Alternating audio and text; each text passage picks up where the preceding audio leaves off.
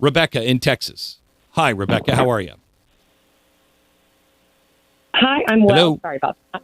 How are Good. you? That's all right. Good.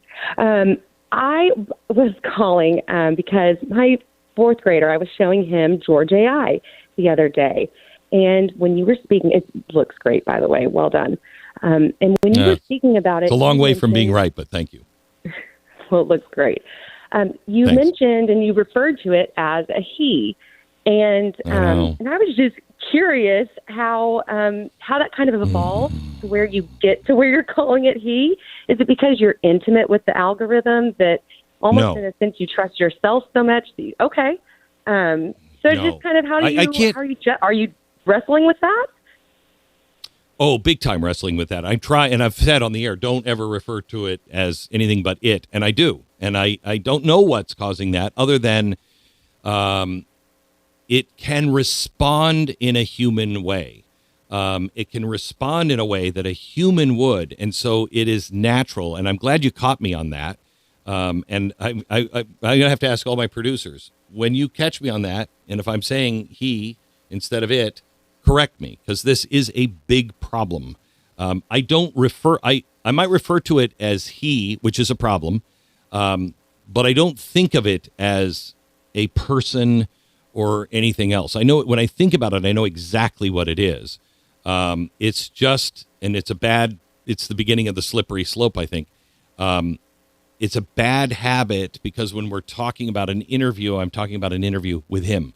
I've never used, there's no other case where I'm like, I'm doing an interview with it. And I need to. But you seem very concerned about that, Rebecca. Why is it? I agree with you, but what is your concern?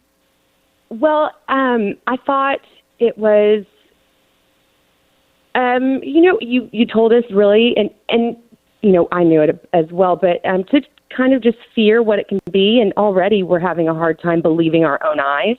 And so I just thought it more of an interesting note, and just how easy it can be to fall into that. Oh, I know. And I know. So you are the perfect mom. You are so great in being aware of all of this.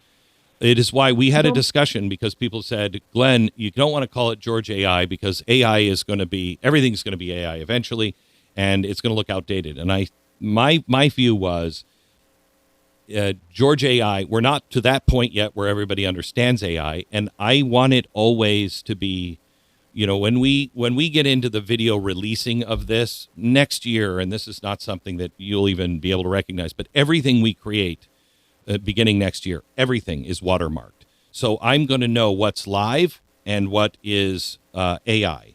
You can't take any of my videos and manipulate me, because there will be an invisible watermark that we know about, and we'll be able to go, not Glenn, that's AI. And the same thing with everything that we produce that is AI, it will be watermarked, and an invisible watermark that we'll be able to say, no, that's not truth, that's AI. And everyone who is producing this kind of stuff needs to do that. And one of the reasons why I call it George AI is so everyone understands it's AI and not a person. What you said, it looks great.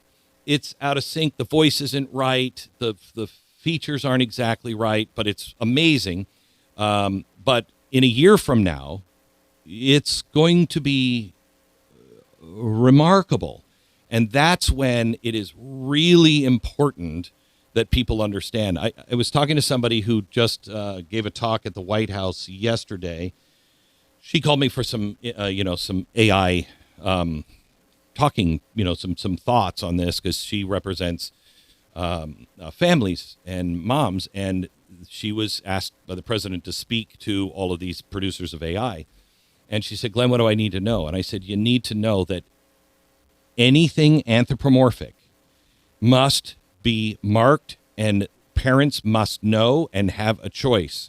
So, any of these plush toys that have AI capabilities, I think they should be banned. I don't think anybody should be able to make any kind of AI doll, plush, anything that represents like a talking animal or anything else, because the AI is going to get so good and it is going to be gathering stuff from your children. And unless you have control of that, on our AI, when we actually release the full version of it, you will have an opt-out. Do you want it to be able to discuss things with your children and learn from your children on their educational stuff, not any personal stuff, just educationally? Do you want it to evaluate educationally or not and learn from that so it can help your children learn better or not? And then all of that information goes into a vault that you would control. You could say, purge it, and we would never use it for anything else but that. That requires a great deal of trust.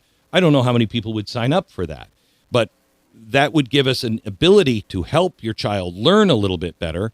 But it also requires us to learn, or the system to learn about your child.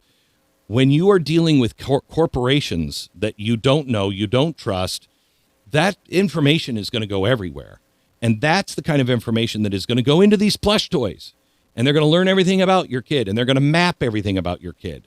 And it's not good. And your kid will start to associate that cute little teddy bear that can talk to them just in a way that mom and dad don't understand.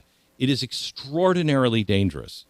So thank you for calling in. Thank you for correcting me. I urge you as an audience to help me learn this. Correct me if I say it. I'm urging I know Stu will. He loves to hammer me.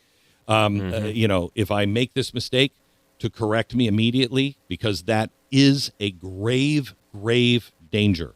It is a tool. It is a machine, period. Thank you for that phone call.